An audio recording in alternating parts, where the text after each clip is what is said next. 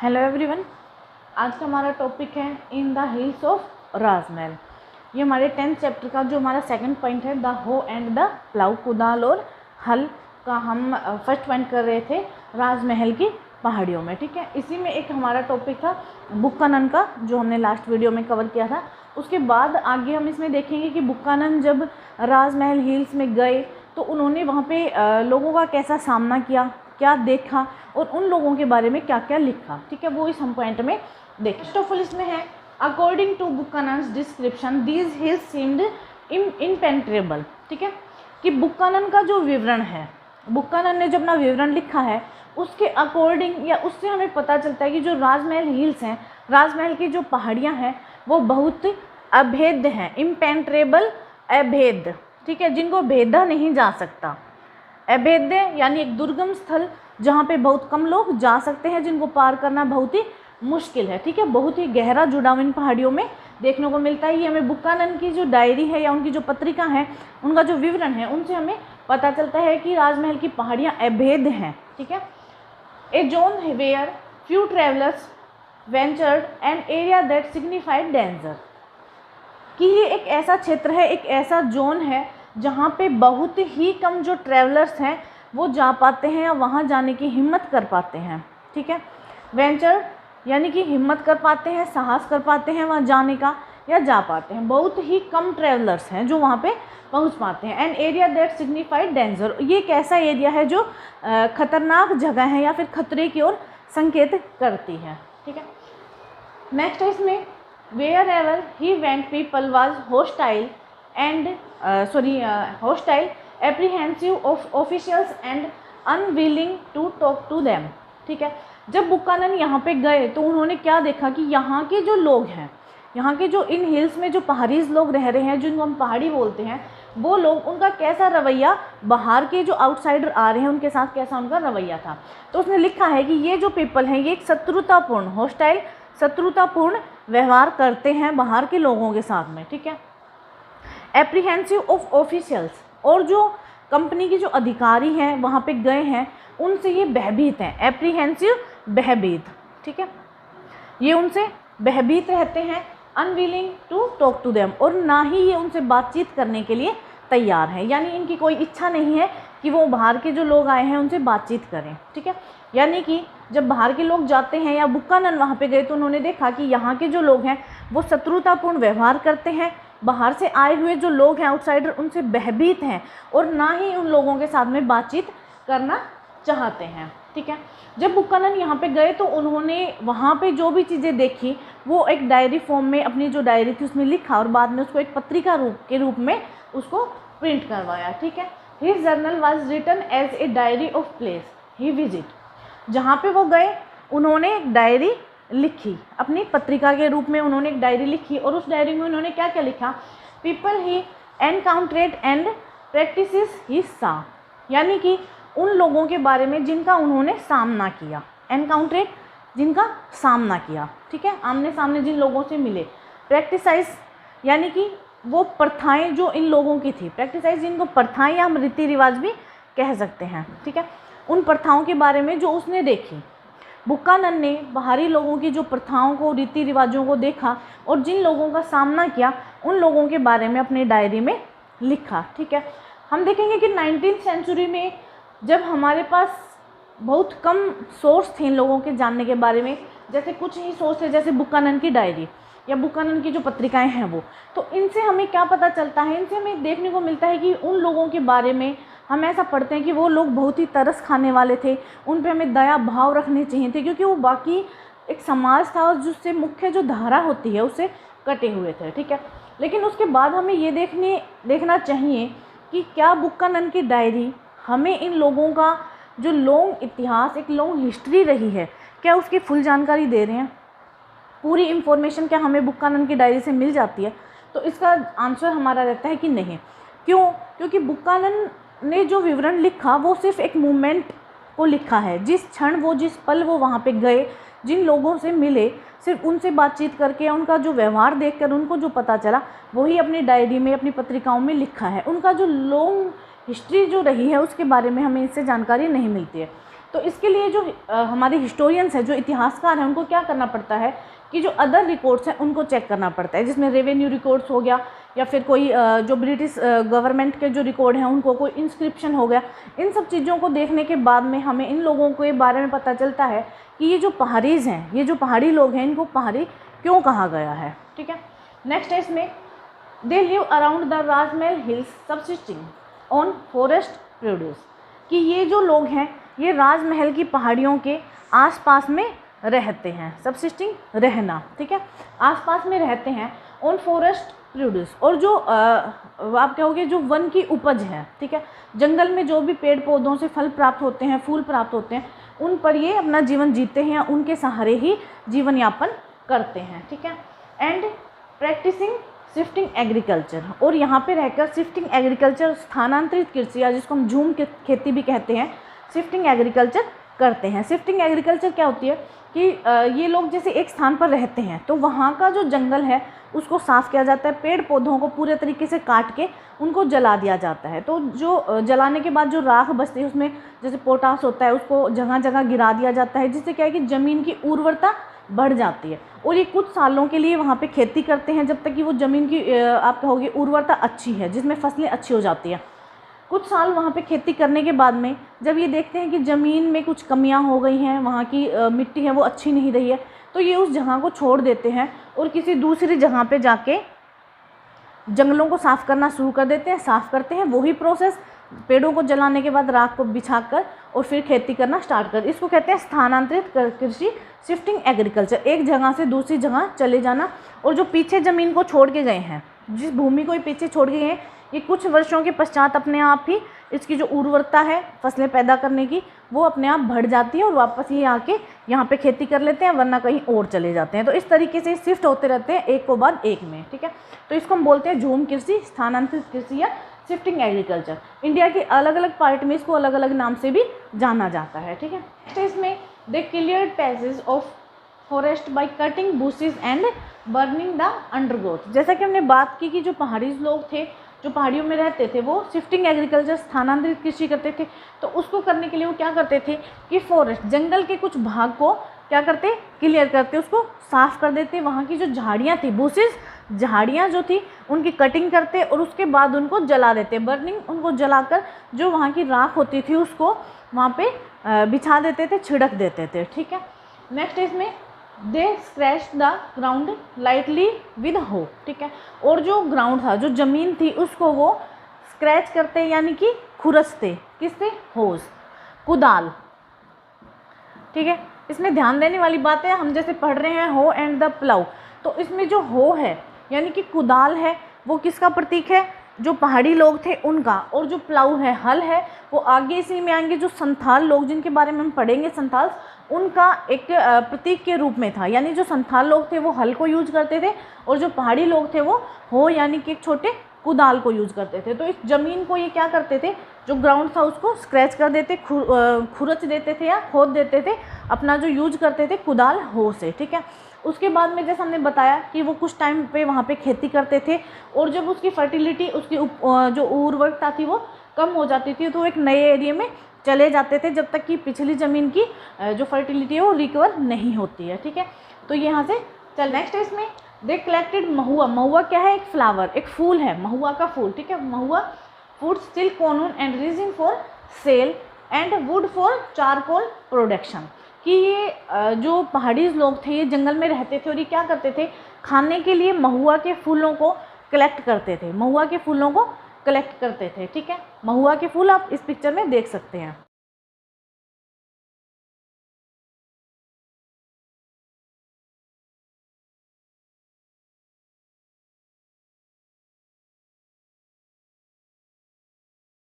तो महुआ के फूलों को कलेक्ट करते थे, प्लस में जो सिल्क कोनून होते हैं, सिल्क का जो कोया होता है, कोनून, कोया। ठीक है, कोया एंड रीजन फॉर सेल, और जो उसका राल होती है, रीजन राल। ठीक है,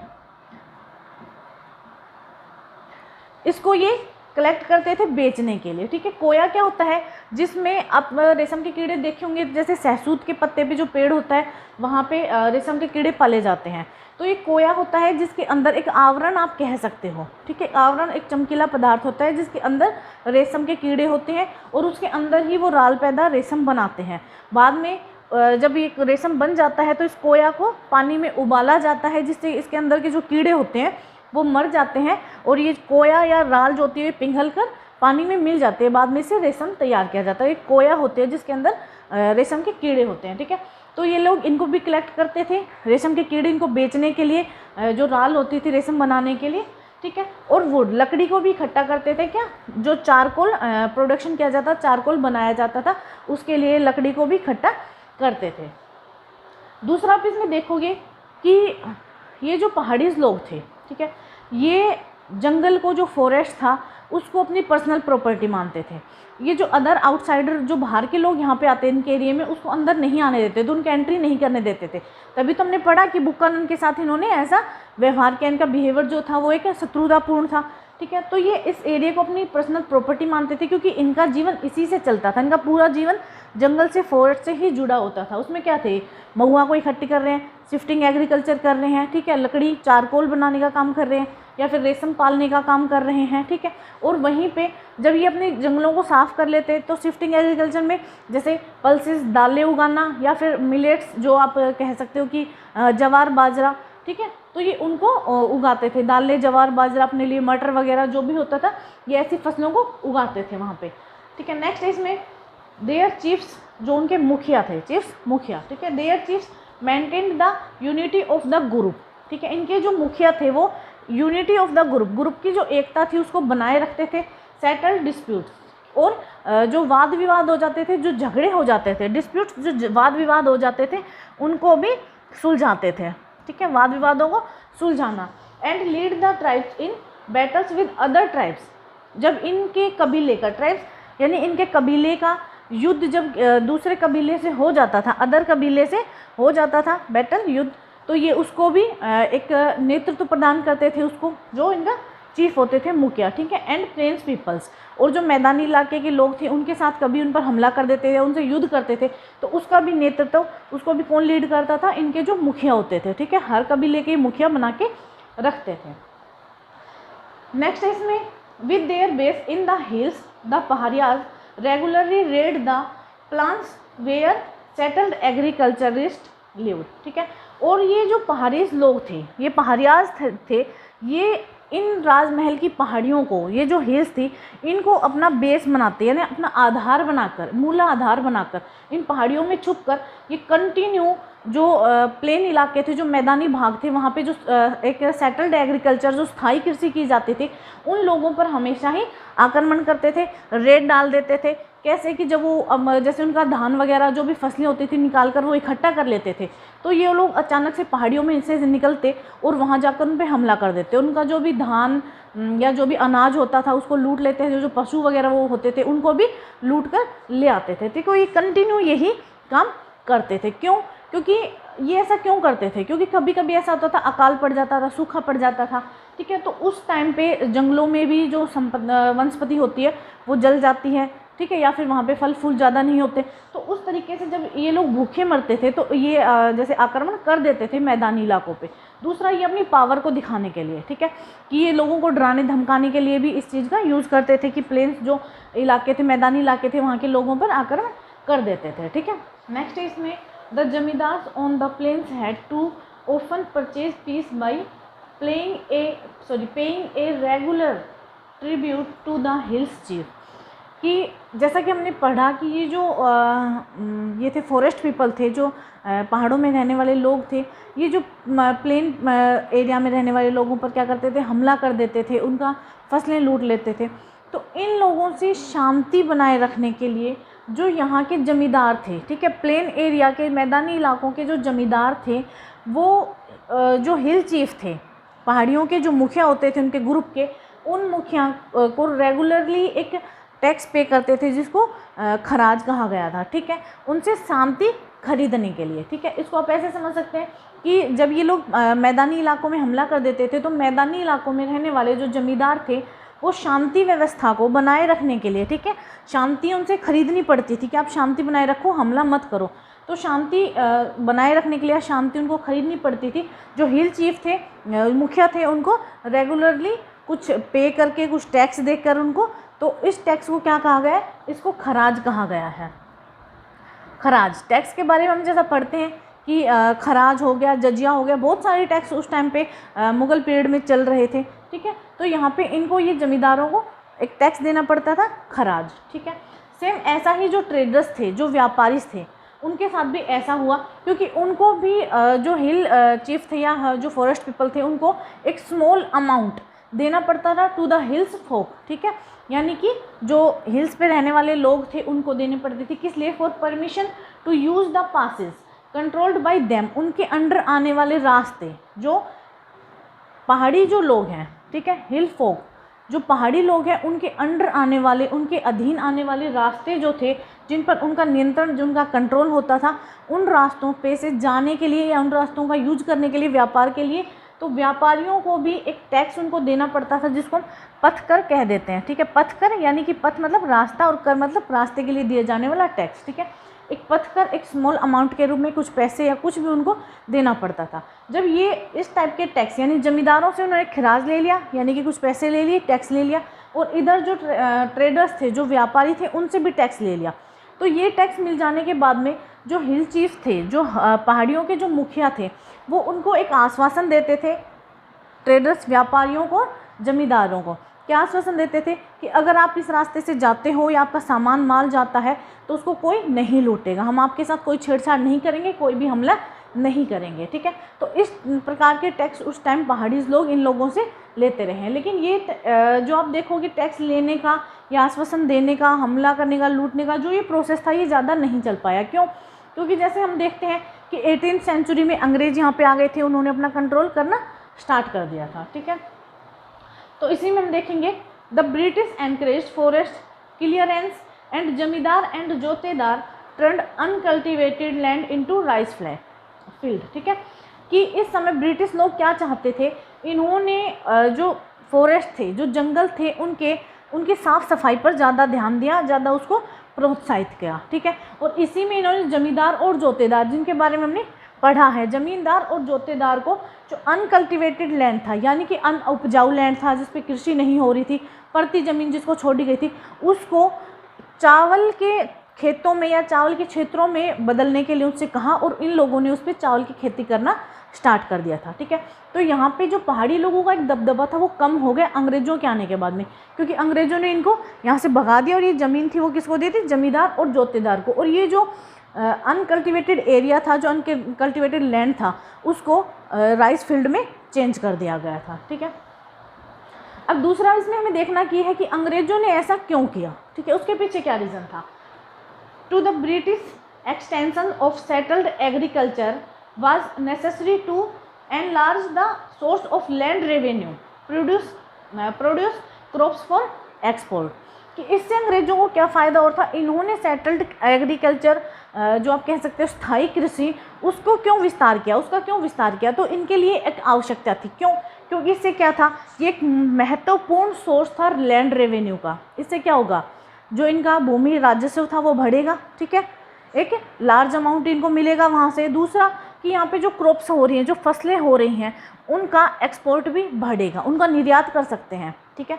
फसलें ज़्यादा होंगी, चावल या धान उगा रहे हैं, राइस, तो उसको अधिक मात्रा में बेच सकते हैं, बेचेंगे तो क्या होगा, इनकम होगी। और दूसरा, अगर ये ज़मीन जो खाली पड़ी है वो जोतेदार और इनको जमींदारों को दे दिया जाएगा, तो उससे क्या होगा कि इनको रेवेन्यू मिलेगा, ठीक है। तो अंग्रेज़ों ने ये प्रोसेस स्टार्ट कर दिया था, और जो पहाड़ी लोग थे उनको यहाँ से भगाना शुरू कर दिया। स्थायी कृषि के बारे में हम पढ़ेंगे, जैसा हमने पढ़ा कि स्थानांतरित कृषि एक स्थान से दूसरे स्थान, जबकि सेटल्ड एग्रीकल्चर कि एक स्थान पर ही कंटिन्यू वहाँ पे जैसे खेती करना, ठीक है, अलग अलग फसलें उगाना। तो इन्होंने जो ये पहाड़ी लोगों का एरिया था इसको चेंज कर दिया, जो शिफ्टिंग एग्रीकल्चर थी उसको सेटल्ड एग्रीकल्चर में, ठीक है, स्थानांतरित कृषि को स्थायी कृषि में परिवर्तित कर दिया। दूसरा इसमें क्या है कि जो ब्रिटिश लोग जब यहाँ पे आए थे, तो ब्रिटिश लोग इन पहाड़ी लोगों को क्या मानते थे, असभ्य, बर्बर, जैसे अनरूली, प्राइमेटिव, कि ये बहुत उपद्रवी किस्म के हैं, इन पर कंट्रोल करना, इन पर शासन करना बहुत ही डिफ़िकल्ट है, बहुत मुश्किल है। तो इन पर शासन करने के लिए अंग्रेज़ों ने ये स्टेप उठाया कि इनको जो पहाड़ियाँ थी इनको पेड़ों को काट कर यहाँ पे जो सेटल्ड एग्रीकल्चर था उसको स्टार्ट किया। दूसरा क्या था, ब्रिटिश लोग क्या सोचते थे, इन लोगों को कंट्रोल करने के लिए क्या ज़रूरी है कि इनको शिफ्टिंग एग्रीकल्चर से हटाकर, यानी कि ये जो फूड गैदरिंग करते हैं, ठीक है, लकड़ियों को इकट्ठा करते हैं, जो जंगल के कामों पर जिन पे ये डिपेंड हैं जंगल पे, वहाँ से हटाकर इनको सेटल्ड एग्रीकल्चर में लगाया जाए, यानी ऐसे काम धंधों में लगाया जाए जिससे इनको सभ्य बनाया जा सके। ये असभ्य हैं, बर्बर हैं, ठीक है, और इनको सभ्य बनाया जा सके, इनको सभ्यता सिखाई जा सके। इसीलिए जो ब्रिटिश लोग थे उन्होंने ये स्टेप उठाया। This sharpened the conflict between hill folk and settled cultivator, कि ब्रिटिश सरकार के ये सब करने के बाद में जो हिल फोक थे, यानी कि पहाड़ियों पे रहने वाले लोग थे, और सेटल्ड कल्टिवेटर जो स्थायी कृषि करने वाले जो मैदानी इलाकों में रहने वाले लोग थे, उनके बीच में वाद विवाद था वो बहुत ही तेज़ हो गया था, ठीक है। उनका जो संघर्ष था, कॉन्फ्लिक्ट जो संघर्ष था वो बहुत ही तेज़ हो गया था। अब जो फॉरेस्ट पीपल थे, जो हिल फोक थे, वो क्या करते थे कि जो गांव थे, विलेजेस, उसमें जाके हमला करते, उनकी जो फसलें थी, क्रॉप्स इकट्ठा करके रखे थे उनको उठा लाए, उनके पशु वगैरह चोरी कर लाते थे, ठीक है। ये सब इन्होंने करना स्टार्ट कर दिया। इसके बाद में ब्रिटिश सरकार ने जब ये सब देखा तो उन्होंने 1770 में उन्होंने एक नीति अपनाई, क्रूर नीति, बोर्टल नीति, एक आप कह सकते हो बोर्टल पॉलिसी, एक क्रूर नीति अपनाई, जिसके तहत उन्होंने जो पहाड़ी लोग थे उनको उनका नरसंहार करना या उनको मारना स्टार्ट कर दिया, ठीक है। जो भी पहाड़ी लोग मिलते उनको मारना शुरू कर दिया था। एक ऐसे तरीके की क्रूर नीति जो ब्रिटिश सरकार थी उन्होंने अपनाई। उसके बाद में, ठीक है, देन बाई द 1780 का जो दशक था उसमें ऑगस्टस क्विकलैंड यहाँ एक कलेक्टर के रूप में आए। The collector of Bhagalpur proposed a policy of pacification. उन्होंने जो यहाँ पे हिल चीफ्स थे उनके सामने एक प्रपोज रखा, एक ऐसा प्रपोजल रखा। उसमें क्या कहा गया था ये हम आगे देखेंगे, ठीक है। उसमें कहा गया कि Paharia chief were given an annual allowance and made responsible for the proper conduct for their people. यानी 1780 के दशक में जब ऑगस्टस क्लीवलैंड यहाँ पे कलेक्टर के रूप में भागलपुर में आए तो उन्होंने एक पॉलिसी बनाई, एक नीति बनाई, और जो हिल चीफ थे उनके सामने एक प्रपोजल रखा। वो प्रपोजल क्या था कि उसमें पहाड़ी चीफ जो थे, पहाड़ियन लोगों के जो मुखिया थे, उनको कहा गया कि वो आपको एक एनुअल अलाउंस यानी एक वार्षिक भत्ता देंगे, अलाउंस एक भत्ता देंगे, और आपको उसके बदले में क्या करना है कि आपको पूरी रिस्पॉन्सिबिलिटी लेनी है। अपने जो लोग हैं, जो पहाड़ी लोग हैं जो वहाँ के, उनकी रिस्पॉन्सिबिलिटी लेनी है कि वो अनुशासन में रहेंगे, ठीक है, किसी प्रकार का कोई हमला नहीं करेंगे, या जो प्लेन मैदान में इलाके में रहने वाले लोग हैं उनके साथ लूटपाट नहीं करेंगे, व्यापारियों को परेशान नहीं करेंगे, और आपको इनको सभ्य बनाना है। यानी कि सेटल्ड एग्रीकल्चर जो चल रहा है उसमें इनको, उसकी तरफ आपको इनको प्रोत्साहित करना है कि ये लोग वहाँ पे जाके काम करें, ठीक है। बट हुआ क्या, many Paharian chiefs refuse the allowance, ठीक है, कि ये जो अलायंस था, इसको एक समझौता था भत्ते देने का, इसको बहुत सारे पहाड़ी लोग थे उन्होंने मानने से इनकार कर दिया। इन्होंने ये भत्ता लेना स्वीकार नहीं किया। अब जिन लोगों ने ये भत्ता ले लिया, जिन चीफ्स ने, जो मुखिया थे, उन्होंने ये भत्ता ले लिया और अंग्रेज़ों की बात मान ली, उन्होंने क्या था, जो अथॉरिटी उनके पास में थी, वो उस अथॉरिटी को, वो अपनी पावर को खो बैठे, ठीक है। और यही सारा कारण था कि जब 1800 में आप देखो कि बुक्कानन यहाँ पे गए तो उन्होंने देखा कि जो पहाड़ी लोग हैं ये एक संदेह भरे माहौल में हैं, जो बाहर के आउटसाइडर जो आ रहे हैं उनसे भयभीत हैं। हमने पढ़ा ना कि जब बुक्कानन यहाँ पे गए तो उनका बिहेवियर कैसा था, वो शत्रुतापूर्ण व्यवहार कर रहे थे, और उनका व्यवहार जो भयभीत थे, वो बाहरी लोगों से भयभीत थे, संदेहपूर्ण थे, ठीक है, और उन पर विश्वास भी डिस्ट्रस्ट यानी उन पर विश्वास भी नहीं कर रहे थे। तो इसी वजह से इनका कारण जो हमने पूरा देखा कि कैसे अंग्रेज़ वहाँ आए, कैसे पहाड़ी लोगों को उन्होंने वहाँ से भगाया। जब ये सारा सिस्टम चल रहा था, ये प्रोसेस हो रहा था, तो पहाड़ी लोग पहाड़ियों को छोड़कर उनकी बहुत ही भीतरी कोने में चले गए। जो मुख्य पहाड़ियाँ थी उनको छोड़कर भीतरी अंदरूनी भागों में जाकर बसने लग गए थे, और जो बाहरी हिस्सा था उसमें अंग्रेज़ आगे हम पढ़ेंगे नेक्स्ट टॉपिक में। संथालों को, जिनका मुख्य जो आप कह सकते हो खेती करने का जो हथियार था, ठीक है, वो क्या था, हल था। वो हल चलाते थे, हल से ज़मीन जोतते थे, उन लोगों को यहाँ पे बसा दिया था। तो ये हो गया हमारा हो एंड द प्लाऊ का जो राजमहल की पहाड़ियाँ थी वो टॉपिक। ठीक है, थैंक यू वेरी मच।